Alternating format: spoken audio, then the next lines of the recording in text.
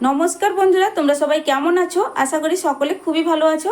Pampa simple কুকে আমার সকল বন্ধুদেরকে স্বাগত জানাই। বন্ধুরা, প্রতিদিনের মতো চলে এলাম আজকেও তোমাদের সঙ্গে ভীষণই টেস্টি, খুবই সহজ, হাতের কাছে থাকা মাত্র কয়েকটা উপকরণ দিয়ে মাত্র 10 মিনিটের একটি healthy tasty tiffin recipe share করতে। তো বন্ধুরা, এই রেসিপিটি দেখার পর আশা করছি তোমরা খুবই কম সময়ের মধ্যে বাচ্চাদের কিংবা বড়দের স্কুল অফিসের টিফিন কিংবা লাঞ্চ বক্সে এই টিফিন রেসিপিটি বানিয়ে দিতে পারবে। তো বন্ধুরা, একটা লাইক দিয়ে ভিডিওটা সম্পূর্ণ দেখার অনুরোধ রইল। আজকের রেসিপির জন্য সবার প্রথমে একটা মিক্সিং বোলের মধ্যে দিয়ে দিচ্ছি 1 বাটি আটা। এবার আটার মধ্যে দিয়ে দিচ্ছি স্বাদ মতো লবণ। এবার এই আটার মধ্যে দিয়ে দিব 2 চামচ রিফাইন্ড অয়েল। এবার সব কিছু খুব ভালোভাবে হাত দিয়ে একটু মিশিয়ে নিতে হবে। যেহেতু আটা দিয়ে এই টিফিনটি বানাচ্ছি, খুব বেশি কিন্তু তেলের প্রয়োজন নেই, এই 2 চামচ তেলেই কিন্তু যথেষ্ট।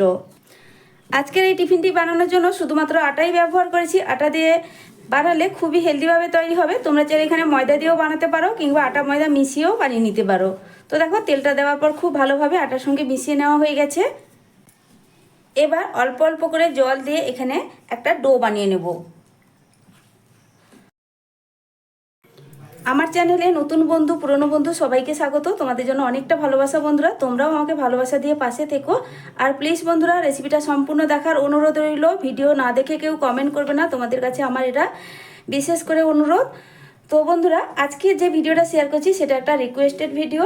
তো একজন বন্ধু আমাকে কমেন্ট করে বলেছিল যে একটা স্কুলের টিফিনের রেসিপি শেয়ার করতে, যেটা হবে নিরামিষভাবে।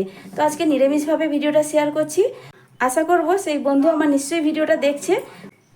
হাতের কাছে থাকা 2-1টা উপকরণ থাকলেই ঝটপট এই রেসিপিটি বানানো হয়ে যায়। তো দেখতে থাকো বন্ধুরা, কিভাবে এই রেসিপিটি বানিয়ে নেব। খুবই কম সময়ে, মানে 10 মিনিট সময় থাকলেই ঝটপট তোমরা এই রেসিপিটি বানিয়ে নিতে পারবে। তো এই যে আটার মানে ডোটা আমি এখন বানিয়ে নিচ্ছি, তোমরা যদি আরও অল্প সময়ের মধ্যে রেসিপিটি বানাতে চাও তাহলে তোমরা এখানে আগের দিন রাত্রেও এই আটার ডোটা মাখিয়ে রেখে দিতে পারো। তাহলে দেখবে আরও কম সময়ের মধ্যে তোমরা স্কুলের টিফিনের জন্য এই রেসিপিটি বানিয়ে নিতে পারবে। তো আটার ডো খুব ভালোভাবে মেখে নেওয়া হয়ে গেছে। এবার এখান থেকে আমি মিডিয়াম সাইজ করে লেচি কেটে নিচ্ছি। যেইভাবে রুটি পরোটার জন্য আমরা লেচি বানাই, ঠিক সেইভাবে করে কয়েকটা লেচি বানিয়ে নেব। তো সব কটা লেচি আমি কেটে নিয়েছি। এবার হাতের সাহায্যে একটু গোল পাকিয়ে নেব যাতে বেলতে সুবিধা হয়। এবার নিয়েছি বেলন পিঁড়ি, যেই লেচিগুলো কেটে রাখলাম এগুলোকে এক একটা রুটির মতো করে বেলে নিতে হবে। তো সামান্য একটু আটার গুঁড়ো ছড়িয়ে দিয়ে এগুলোকে আমি বেলে নেব। তো রুটি আমরা সব কম বেশি সবাই বেলতে পারি, তো তাও আমি এখানে একটা বেলে দেখিয়ে দেব। তবে হ্যাঁ বন্ধুরা, একদম রুটির মতো পাতলা করে এটা কিন্তু বেলে নেব না, একটু মোটা রেখে এগুলোকে বেলে নিতে হবে। তো দেখো, ঠিক এইভাবে করে আমি কিন্তু সবগুলোই বেলে নেব। একটু কাছ থেকে দেখিয়ে দিচ্ছি আমি ঠিক কিভাবে বেলে নিয়েছি। এর থেকে বেশি আর পাতলা করে বেলবো না। একটা প্লেটের উপর রেখে দিচ্ছি, এইভাবে সবগুলোই রুটি বেলে নেব। আর প্রত্যেকটা রুটি বেলে নেওয়ার পর সামান্য একটু করে আটার গুঁড়ো ছড়িয়ে দিচ্ছি, যাতে একটা রুটি আর একটার গায়ে না লেগে যায়। এবার রুটিগুলো হালকা ভেজে নেওয়ার জন্য গ্যাসে একটা ফ্রাইং প্যান বসিয়ে দিয়ে তার মধ্যে দিয়ে দিলাম একটা রুটি। তা রুটিগুলোকে খুব বেশি কিন্তু ভাজবো না, তোমরা দেখো হালকা করে 2 পিঠ উল্টে পাল্টে একটু সেঁকে নেব।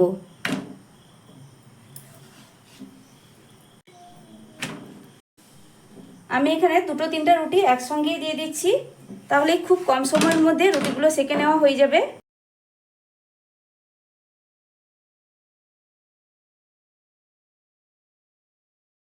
তোমাদের যেরকম সুবিধা হবে এক একটা করেও রুটি তোমরা সেঁকে নিতে পারো।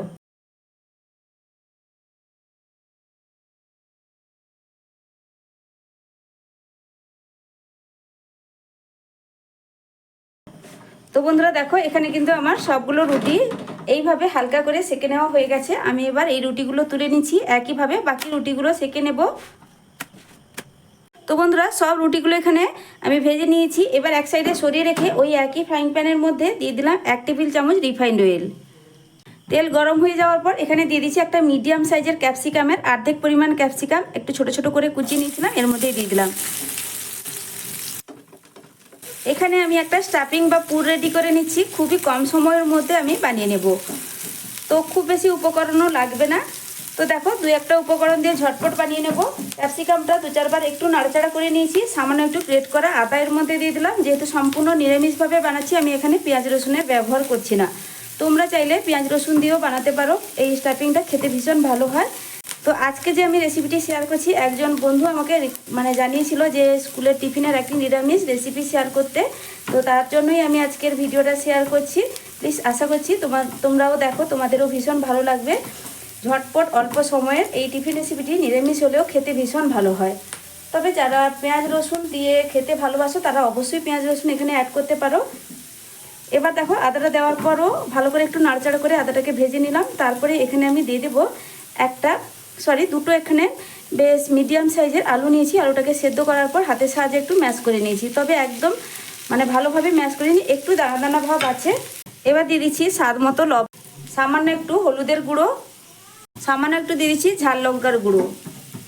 আর ঝালটা অবশ্যই তোমরা একটু দেখে বুঝে দিবে, কাঁচা লঙ্কা চাইলেও ব্যবহার করতে পারো। দিয়ে ভালো করে সব মশলা মিশিয়ে নিতে হবে।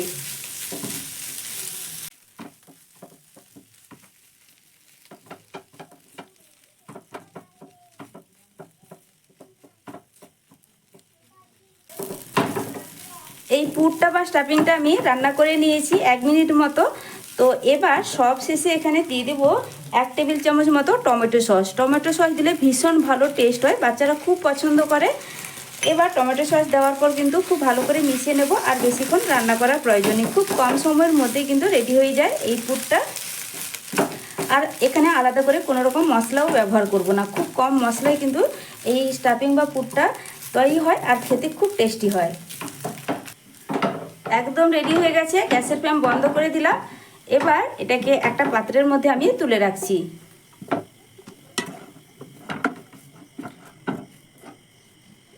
এবার ঝটপট তোমাদের এই টিফিনগুলো বানিয়ে দেখিয়ে দেবো। তো আগে থেকে যে রুটিগুলো বানিয়ে রেখেছিলাম, এবার এখান থেকে আমি রুটি একটা নিয়ে নিলাম। এবার দেখো কিভাবে বানিয়ে নিচ্ছি। তো এবার আলুর যে পুরটা বানালাম, এখান থেকে কিছুটা পুর এর মধ্যে দিয়ে দিতে হবে। এইভাবে এক সাইডে আমি দিয়ে দিচ্ছি। আলুর পুরের পরিমাণটা একটু বেশি করে দিলে খেতে খুব ভালো হয়। তো দেখো এইভাবে দিয়ে দেওয়ার পর এবার আমি এর মধ্যে দিয়ে দেব চিজ। আর চিজটা দিলে ভীষণ ভালো হয়, বাচ্চারা খুব পছন্দ করে। তবে তোমরা চাইলে হাতের কাছে না থাকলে তোমরা কিন্তু চিজটা নাও দিতে পারো, তবে দিয়ে দেখবে বন্ধুরা, খেতে কিন্তু খুবই ভালো লাগে। তো আমি এইভাবে ছোট ছোট স্লাইস করে কেটে নিয়েছিলাম, কিছুটা পরিমাণ এর মধ্যে দিয়ে দিলাম। এইভাবে সাজিয়ে দিলাম। তারপরে দেখো এটাকে এক সাইড করে এইভাবে ভাঁজ দিয়ে দিচ্ছি। তো আমার এখানে কিন্তু একটা রেডি হয়ে গেল। এইভাবে আবারও তোমাদের আরও একটা বানিয়ে দেখিয়ে দিচ্ছি। একটা রুটির উপর কিছুটা পরিমাণ আলুর পুর দিয়ে দিতে হবে।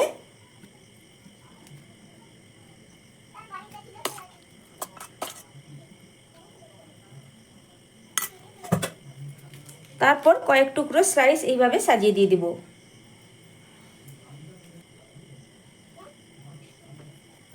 আবারও এইভাবে ভাঁজ দিয়ে দিচ্ছি।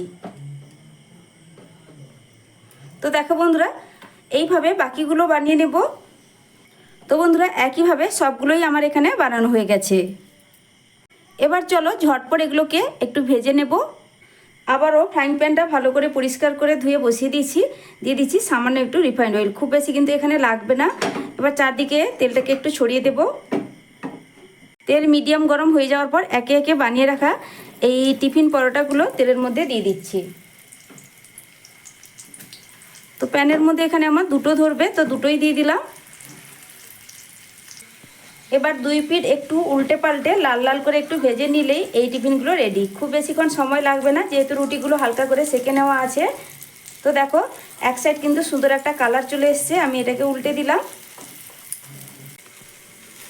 দেখো বন্ধুরা, সুন্দর একটা দুই পিঠ আমার কালার করে ভাজা হয়ে গেছে। আমি এবার এই পরোটাগুলো তুলে নেব।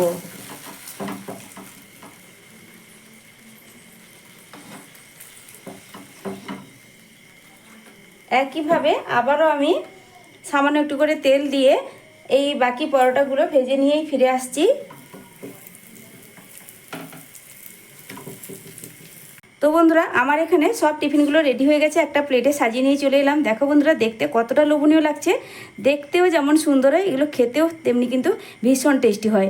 তো বন্ধুরা আমার এই আজকের নিরামিষ টিফিন রেসিপিটি তোমাদের কাছে কেমন লাগলো অবশ্যই কিন্তু কমেন্ট করে জানাবে। তো দেখলে তো খুবই কম উপকরণে মানে হাতের কাছে থাকা উপকরণ দিয়ে ঝটপট কিন্তু বানানো হয়ে গেল। তো আমি এখানে আবারও বলছি চিজটা আমি ব্যবহার করেছি, বাচ্চারা খুব পছন্দ করে। চিজটা ছাড়াও তোমরা কিন্তু এই রেসিপিটি বানাতে পারো, খুব ভালো লাগে খেতে।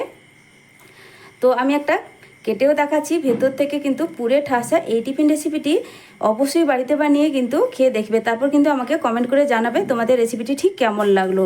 তো বন্ধুরা আজকের মতো আসছি, ফিরে আসবো নতুন এক রেসিপি নিয়ে। তোমরা সকলে ভালো থেকো, সুস্থ থেকো।